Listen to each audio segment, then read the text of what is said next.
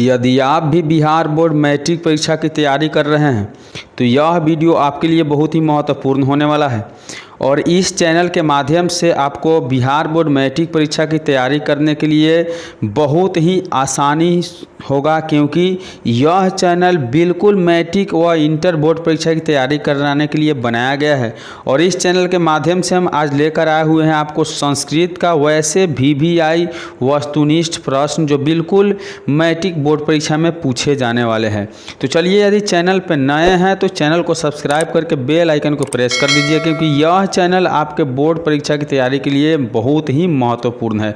तो चलिए हम आपको बता दें कि सबसे पहले कि इसका पार्ट वीडियो जो 1 है, पार्ट 1 1 से 50 तक का वस्तुनिष्ठ का बना हुआ है, उसमें आपको 1 से 50 प्रश्न मिल जाएगा और यहाँ से आपको 50 से 100 प्रश्न मिलेगा। तो चलिए हम बात करते हैं 50वें नंबर प्रश्न को। तो दिया हुआ है कि सत्यवद यहाँ वद में कौन सा लकार है। सत्यवद यहाँ वद में कौन सा लकार है, इसका बिल्कुल सही उत्तर है ऑप्शन बी अर्थात लोट लकार है। कौन सा है? लोट लकार है। चलिए देखते हैं अगला प्रश्न। तो अगला प्रश्न दिया हुआ है कि दा धातु के लट लकार का प्रथम पुरुष एक वचन का रूप क्या होगा।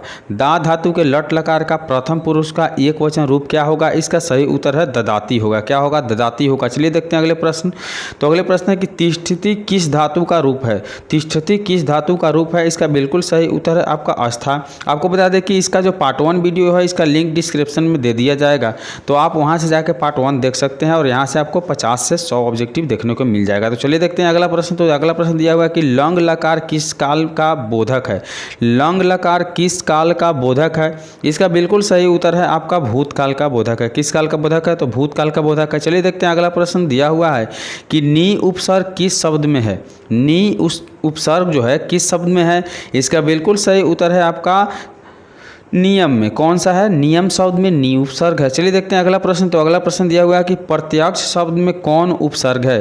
प्रत्यक्ष शब्द में कौन उपसर्ग है, इसका सही उत्तर है प्रति। क्या है? प्रति उपसर्ग है। चलिए देखते हैं अगला प्रश्न क्या है। तो अगला प्रश्न दिया हुआ है सामूहिकम। क्या है कि सामूहिकम शब्द में कौन सा प्रत्यय है। सामूहिकम शब्द में कौन सा प्रत्यय है, इसका बिल्कुल सही उत्तर है आपको बता दें ठक। क्या है? ठक प्रत्यय है। चलिए देखते हैं अगला प्रश्न क्या है। तो अगला प्रश्न दिया हुआ है किस शब्द में तल प्रत्यय है। किस शब्द में तल प्रत्यय है, इसका बिल्कुल सही उत्तर है आपका गुरुता। क्या है? गुरुता जो है इसमें तल प्रत्यय है।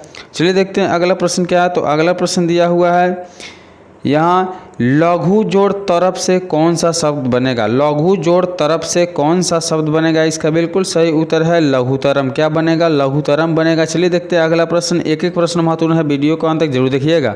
कर्तव्य में कौन प्रत्यय है। कर्तव्य में कौन प्रत्यय है, इसका बिल्कुल सही उत्तर है आपका तबियत प्रत्यय है। क्या है? तबियत प्रत्यय है। चलिए देखते हैं अगला प्रश्न दिया हुआ है कि गम जोड़ कतवा से कौन सा शब्द बनेगा।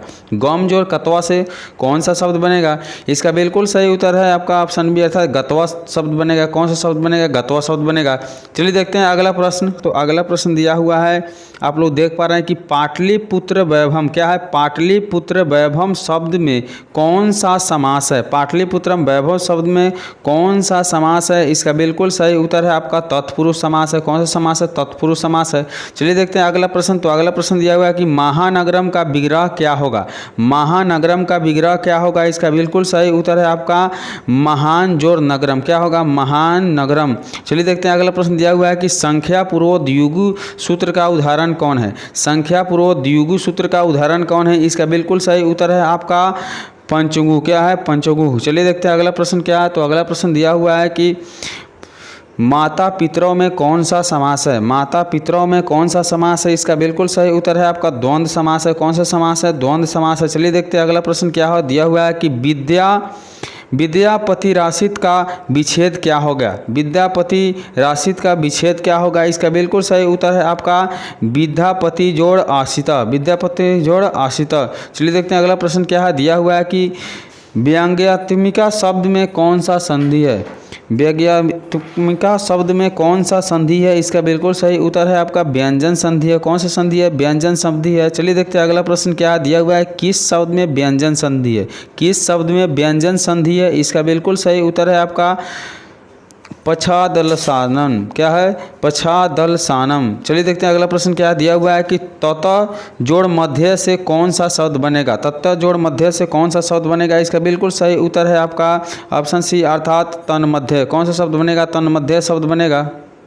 चलिए देखते हैं अगला प्रश्न दिया हुआ है कि श्री गणेशाय नमः के पद में कौन विभक्ति है? श्री गणेशाय नमः के पद में कौन सा विभक्ति है? इसका बिल्कुल सही उत्तर दिया हुआ है आपका चतुर्थी विभक्ति है। कौन सा विभक्ति है? तो चतुर्थी विभक्ति है। चलिए देखते हैं अगला प्रश्न दिया हुआ है कि आपादाने इस सूत्र के रिक्त स्थान में कौन सा शब्द होगा? आपादाने इस सूत्र के रिक्त स्थान में कौन सा शब्द होगा? इसका बिल्कुल सही उत्तर है आपका पंचमी। कौन सा शब्द होगा? तो पंचमी शब्द होगा। चलिए देखते हैं अगला प्रश्न दिया हुआ है कि कविषु कालिदासा श्रेष्ठ अस्ति, इस वाक्य के कविषु पद में किस सूत्र से सप्तमी विभक्ति हुई है? किस सूत्र से सप्तमी विभक्ति हुई है? इसका बिल्कुल सही उत्तर है आपका यस्तचा निर्धारणम। क्या है? यस्तचा निर्धारणम। चलिए देखते हैं अगला प्रश्न दिया हुआ है कि कर्ता क्रिया के द्वारा जिसे सबसे अधिक चाहता है उसे क्या कहते हैं? कर्ता क्रिया के द्वारा जिसे सबसे अधिक चाहता है उसे क्या कहते हैं? उसको क्या कहा जाता है? इसका बिल्कुल सही उत्तर है आपका कर्म। क्या कहा जाता है? कर्म कहा जाता है। चलिए देखते हैं अगला प्रश्न क्या है। तो अगला प्रश्न दिया हुआ है कि प्रोक्ता में किन किन वर्णों की संधि हुई है? प्रोक्ता में किन किन वर्णों की संधि हुई है? इसका बिल्कुल सही उत्तर है अ जोड़ ऊ। क्या है? अ जोड़ ऊ का। चलिए देखते हैं अगला प्रश्न क्या है। किस शब्द में अभि उपसर्ग है? किस शब्द में अभि उपसर्ग है? इसका बिल्कुल सही उत्तर है अभिवादनम। क्या है? अभिवादनम। चलिए देखते हैं अगला प्रश्न दिया हुआ है कि किस समास में सभी पद प्रधान होते हैं? किस समास में सभी पद प्रधान होते हैं? इसका बिल्कुल सही उत्तर है द्वंद्व समास में। कौन सा समास में? द्वंद्व समास में। चलिए देखते हैं अगला प्रश्न दिया हुआ है कि शास्त्रार्थ कुशला, क्या शास्त्रार्थ कुशला का विग्रह क्या होगा? तो इसका सही उत्तर है आपका शास्त्रार्थ कुशला। क्या है? शास्त्रार्थ कुशला। चलिए देखते हैं अगला प्रश्न दिया हुआ है कि न्यूनाधिकम, न्यूनाधिकम में कौन सा संधि है? न्यूनाधिकम में कौन सा संधि है? इसका बिल्कुल सही उत्तर है स्वर संधि है। कौन सा संधि है? स्वर संधि है।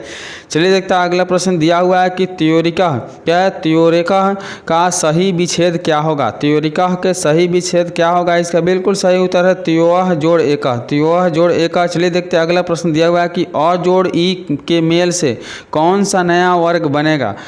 अ जोड़ ई की मेल से कौन सा नया वर्ण बनेगा? इसका बिल्कुल सही उत्तर है आपका ए बनेगा। कौन सा शब्द बनेगा? तो ए बनेगा। चलिए देखते हैं अगला प्रश्न क्या है। तो अगला प्रश्न दिया हुआ है कि 29 शब्द में कौन सा उपसर्ग है? 29 शब्द में कौन सा उपसर्ग है? इसका बिल्कुल सही उत्तर है आपका उता। कौन सा उपसर्ग है? उता शब्द है।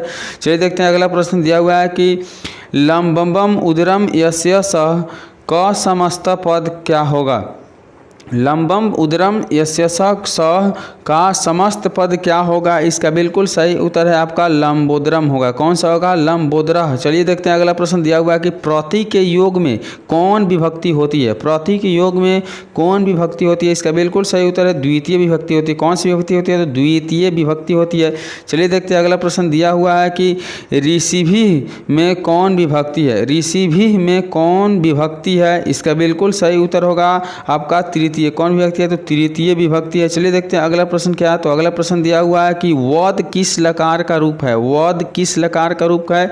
इसका बिल्कुल सही उत्तर है आपका लोट लकार का। कौन से लकार का? लोट लकार का रूप है। चलिए देखते हैं अगला प्रश्न दिया हुआ है कि अयम किस शब्द का रूप है? अयम किस शब्द का रूप है? इसका बिल्कुल सही उत्तर है ऑप्शन ए अर्थात ईदम शब्द का। कौन सा शब्द का? ईदम शब्द का। चलिए देखते हैं अगला प्रश्न दिया हुआ है कि पचेयुः विधिलिंग लकार के किस पुरुष का रूप है?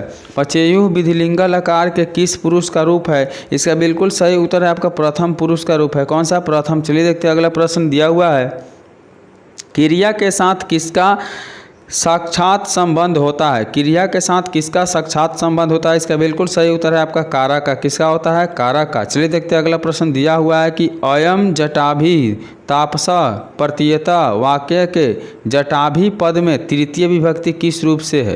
तृतीय विभक्ति जो है किस रूप से है? इसका बिल्कुल सही उत्तर है आपका इथम भूत लक्षण। क्या है? इथम भूत लक्षण। चलिए देखते हैं अगला प्रश्न दिया हुआ है कि किस कारक में सप्तमी विभक्ति होती है? किस कारक में सप्तमी विभक्ति होती है?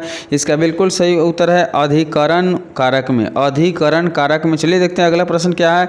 नयति किस धातु का रूप है? नयति किस धातु का रूप है? इसका बिल्कुल सही उत्तर है नी। किस धातु का रूप है? तो नी धातु का रूप है। चलिए देखते हैं अगला प्रश्न नारी में कौन सा स्त्री प्रत्यय है? नारी में कौन सा स्त्री प्रत्यय है? इसका बिल्कुल सही उत्तर है इंग। घैया, क्या है? इंगा है। चलिए देखते हैं अगला प्रश्न क्या दिया हुआ है कि पट जोड़ घैया, पट जोड़ घैया से कौन सा शब्द बनेगा? पट जोड़ घैया से कौन सा शब्द बनेगा? तो पाठ बनेगा। चलिए देखते हैं अगला प्रश्न क्या दिया हुआ है कि कीमा जोड़ तहसील से कौन सा शब्द बनेगा? कीमा जोड़ तहसील से कौन सा शब्द बनेगा? इसका बिल्कुल सही उत्तर है कुतः शब्द बनेगा। कौन सा शब्द बनेगा? कुतः शब्द बनेगा। चलिए देखते हैं अगला प्रश्न क्या है दिया हुआ है कि मूसक जोड़ टाप से कौन सा शब्द बनेगा? मूसक जोड़ टाप से कौन सा शब्द बनेगा? इसका बिल्कुल सही उत्तर है आपका मूसिका शब्द बनेगा। कौन सा शब्द बनेगा? मूसिका। चलिए देखते हैं अगला प्रश्न क्या है दिया हुआ है कि स्थितः में कौन प्रत्यय है? स्थितः में कौन प्रत्यय है? इसका बिल्कुल सही उत्तर है आपका कतः। क्या है? कतः प्रत्यय है। चलिए देखते हैं अगला प्रश्न क्या है दिया हुआ है कि वैदिका पद किससे बनेगा? वैदिका पद किससे बनेगा? इसका बिल्कुल सही उत्तर है आपका वेद जोड़ ठक से। किससे बनेगा? वेद जोड़ ठक से। तो आशा करते हैं कि वीडियो आपको अच्छा लगा हो। तो इस प्रकार के और सारा ऑब्जेक्टिव वीडियो देखने के लिए आप चैनल को सब्सक्राइब कर लीजिए। चलिए मिलते हैं अगले वीडियो में, तब तक के लिए बाय।